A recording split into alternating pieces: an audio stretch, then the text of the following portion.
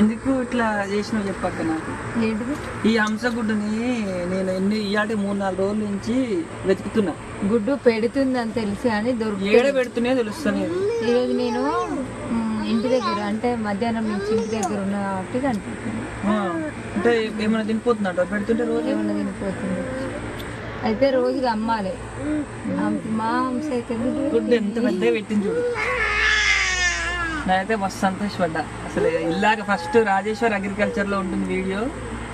అలా ఎట్లా ఉర్రినా అంటే చూడండి, నిజంగా చెప్తున్నా, మా అక్క తీసుకొచ్చి ఇస్తే నేను నమ్మలే. అసలు తెలవకుండానే అసలు వీడియో తీసేది నేను నమ్మలే. అసలు ఇప్పుడు ఎట్లా అనిపిస్తుంది?